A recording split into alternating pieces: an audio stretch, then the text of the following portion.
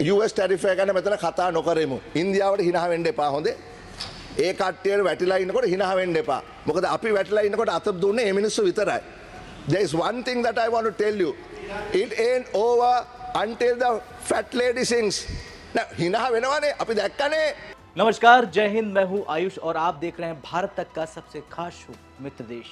आज का एपिसोड खास होने वाला है क्योंकि आज के एपिसोड में भारत के पड़ोसी और मित्र श्रीलंका ने अमेरिका को व्यापारिक हठवाद, अहंकार पर पूरी दुनिया के सामने बेनकाब कर दिया है। इतना ही नहीं दोस्तों, जिसने भारत को धमकी दी थी, लेकिन भारत ने झुकने के बजाय जवाबी हड़बड़ाहट नहीं बल्कि साहस से जवाब दिया। जानते हैं कैसे? ये बयान सुनिए, आपको पता चल जाएगा श्रीलंका ने भारत के लिए क्या बयान दिया।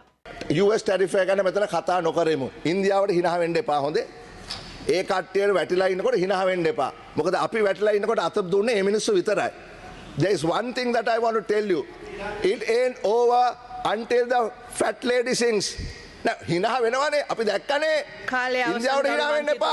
ඉන්දියාවේ හිතුව 15ට එයි කියලා. අපිත් හිතුව 15ට එයි කියලා තමයි. ඔයා බලන්න මගේ වීරකේසරි පොඩ්කාස්ට් එක ජනාධිපතිතුමා මගේ බ්‍රූනෝගේ පැය දෙකක පොඩ්කාස්ට් එකේ තප්පර 30ක කෑල්ලක් කතා කරලා කියනවා. මෙහෙම කිව්වලු. අපි කැමති ඉතින් අපි කියන හැමදේම එතුමා අහගෙන ඉන්නවනේ. එහෙනම් වීරකේසරි එකට කියපේක ඔබතුමා දෙමළ නිසා කියවලා බලන්න මම මොකද්ද කිව්වේ කියලා. මම කිව්වා ලංකාවට 15වත් 20ත් අතරත් එන්න ඉඩ තියෙනවා කියලා. ඒ නිසා නොදන්න දේවල් ගැන කතා කරන්න එපා. दरअसल यह है श्रीलंका के सांसद हरीश डी सिल्वा, जिन्होंने अपने देश की संसद में खड़े होकर जो बयान दिया वो केवल शब्द नहीं थे, वो थे एक कूटनीतिक हमला, एक नैतिक चुनौती। उन्होंने साफ कहा कि भारत का साहस यूक्रेन युद्ध में रूस से तेल खरीदने पर झुकने के बजाय भारत के लिए प्रेरणा है। हमें ट्रंप के टैरिफ पर भारत का मजाक उड़ाने वाली सरकार नहीं बल्कि भारत जैसे सच्चे मित्र के साथ खड़ा होना चाहिए। इस बयान ने अमेरिका में तो बवाल मचा ही दिया, लेकिन ये सिर्फ एक बयान नहीं, एक संदेश था कि भारत की सपोर्ट के लिए वैश्विक स्तर पर समर्थन है। इशारा था कि असली दोस्त वही होता है जो मुश्किल वक्त में साथ खड़ा रहे, न कि धमकी की भाषा बोलते हुए पीछे से छुरा घोंप दे, जैसा कि अमेरिका ने किया भारत के साथ 50% का टैरिफ लगाकर। अमेरिका ने भारत पर 25% पहले टैरिफ लगाया और फिर 25 लगा दिया, कुल जोड़कर 50 कर दिया गया। रशियन तेल खरीदने के हवाले से ये टैरिफ लगाया गया। ये सिर्फ ट्रेड टकराव नहीं, ये एक राजनीतिक दांव था, लेकिन भारत ने जवाब भी दिया। MEA ने ट्रंप की कार्रवाई को अत्यंत दुर्भाग्यपूर्ण बताया और कह दिया कि इंडिया अपना रुख स्पष्ट कर चुका है, भारत रूस का पक्का यार है। इतना नहीं, भारत के कई वरिष्ठ नेताओं ने स्पष्ट कह दिया कि हम अपने राष्ट्रीय हित की रक्षा करते रहेंगे और ये टैरिफ केवल भारत का मसला नहीं है दोस्तों, बल्कि ब्राजील, चीन सहित कई देशों में भी इसको अनुचित बताया गया है। ट्रंप ने ब्रिक्स देशों पर भी धमकी दी है कि अगर ब्रिक्स विरोधी पॉलिसी पर चलते रहते हैं ये सब तो उन पर भी टैरिफ लगेगा। रॉयटर्स भी लिखता है कि भारत मल्टीपोलरिटी यानी बहुध्रुवता की ओर आगे बढ़ रहा है, रूस, चीन और अन्य के साथ जुड़कर अपनी रणनीतिक स्वायत्ता बनाए रख रहा है। ट्रंप के इस कदम पर विश्व भर ने प्रतिक्रिया दी, खासतौर से जब भारत पर लगाए गए ट्रंप। चीन ने इसे टैरिफ का दुरुपयोग कहा और स्पष्ट किया कि यहाँ कोई विजेता नहीं होगा। ब्राजील ने तो प्रतिशोधी टैरिफ की तैयारी भी कर ली, कानूनी व्यवस्था भी संसद में बना ली गई। जहां तक बात EU, जापान, ऑस्ट्रेलिया और कनाडा की है, वहां पर भी लॉजिकल आधार का अभाव बताते हुए प्रतिक्रिया दी गई। इतना ही नहीं, नेटो प्रमुख ने चेतावनी दी कि भारत, चीन और ब्राजील को रूसी व्यापार जारी रखने पर सिक्योरिटी जोखिम और सेकेंडरी प्रतिबंध का सामना करना पड़ सकता है। हालांकि भारत जानता है कि उसे कैसे इसी को उठाना है, दबाना है, लेकिन श्रीलंका का यह बयान काफी खास था और कई वैश्विक एक्सपर्टों ने भी कह दिया कि ट्रंप की इस रणनीति ने अंततः विश्व व्यापार व्यवस्था को नुकसान पहुंचाया है और ये हमले अब विदेशी समर्थन में तब्दील हो रहे हैं। भारत अकेला नहीं है, अमेरिका की नीति को वैश्विक असहमति मिल रही है, जैसा कि श्रीलंका ने बयान के जरिए बता दिया है। भारत ने ट्रंप की कार्रवाई को अपने लिए संकट नहीं बल्कि अवसर में बदल दिया है, क्योंकि पीएम मोदी ने SCO सम्मेलन में भागीदारी तेज की है। व्यापार नीति में ब्रिक्स, ग्लोबल साउथ और मल्टीपोलरिटी पर जोर बढ़ाया गया है। इतना ही नहीं, नेटो की चेतावनी भारत पर असर नहीं कर सकी और इसकी वजह भी खास है क्योंकि भारत स्टैंड न तो रूस के पूरक है ना अमेरिका का विरोध है, यानी भारत सिर्फ अपने हितों पर खड़ा है। चलिए जानते हैं क्या हुआ जब ट्रंप ने धमकी दी, टैरिफ बढ़ाए और भारत को दबाव में डालने की कोशिश की। दरअसल उस वक्त भारत के पड़ोसी श्रीलंका ने सबसे पहले खड़े होकर जवाब दिया। दुनिया ने देखा कि भारत अकेला नहीं है, चीन, रूस, ब्राजील, इजराइल, ईयू हर देश भारत के साथ है। और सबसे जरूरी बात यह कि भारत ने साबित कर दिया वो किसी का मोहरा नहीं है, ना ही वो किसी के दबाव में आएगा। भारत अब अपनी विदेश नीति, स्ट्रेटजी, रणनीति के आधार पर तय करता है और यही वजह है कि ट्रंप के टैरिफ हमले के बावजूद भारत मजबूती से खड़ा है और विश्व मंच पर उसकी इज्जत बढ़ी है।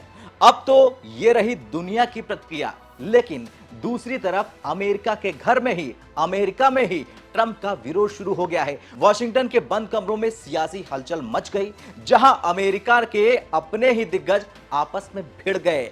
वजह है भारत पर थोपे गए ये 50% से अधिक का टैरिफ। अब इस पूरे घटनाक्रम में सबसे चौंकाने वाली बात अमेरिका से सामने आई। अमेरिका के ही पूर्व राष्ट्रीय सुरक्षा सलाहकार यानी NSA जॉन बोल्टन, जो ट्रंप प्रशासन में कड़े फैसले के लिए जाने जाते थे, अब उन्हीं ने प्रशासन की नीतियों को खुलकर चुनौती दे दी है और ट्रंप को कह दिया है कि बिल्कुल आप गलत कर रहे हैं। ये सब उन्होंने CNN को दिए हुए इंटरव्यू में कहा और उसके आगे इन्होंने ये कहा कि ये टैरिफ अमेरिका के लिए बहुत महंगा सौदा साबित हो सकता है। और हम आपको बता दें कि अमेरिका में सिर्फ बोल्टन ही नहीं थे जिन्होंने ट्रंप का विरोध किया। अमेरिकी विदेश नीति और व्यापार विशेषज्ञ क्रिस्टोफर पैडला जैसे एक्सपर्टों ने भी चेतावनी दी कि इन टैरिफ का असर लंबे समय तक रहेगा। अगर भारत को ये अन्याय याद रहा तो भविष्य में ये सवाल जरूर उठ सकता है ट्रंप के खिलाफ कि क्या अमेरिका एक भरोसेमंद साझेदार रहा या रहेगा। दरअसल भारत ने अपने तेल आयात पर मजबूती से कह दिया है कि हम अपनी ऊर्जा सुरक्षा किसी और की राजनीति पर कुर्बान नहीं होने देंगे। यानी हम रूस से तेल लेते थे और आगे भी तेल खरीदते रहेंगे और कुछ भी होगा हम अपनी दोस्ती रूस से निभाएंगे। अब ये छोटा सा सेंटेंस वॉशिंगटन में नीतिगत हलकों में बड़ा असर छोड़ गया।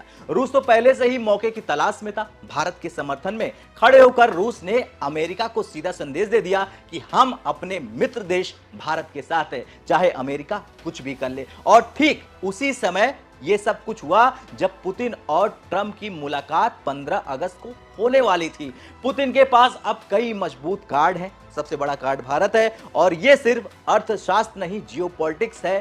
ट्रंप के टैरिफ ने न केवल भारत अमेरिका के संबंधों में दरार डाल दिया है बल्कि रूस को भी एक मजबूत डिप्लोमेटिक मोर्चा दे दिया है। वो रूस जिससे अमेरिका सालों से भारत को दूर करने की कोशिश करता रहा है। अब बात बोल्टन के बयान की करें तो बोल्टन का अंतिम संदेश बेहद साफ था कि चीन के प्रति नरमी और भारत के प्रति शक्ति ये अमेरिका की रणनीतिक भूल होगी और ये भूल अमेरिका को आने वाले सालों तक भारी पड़ सकती है।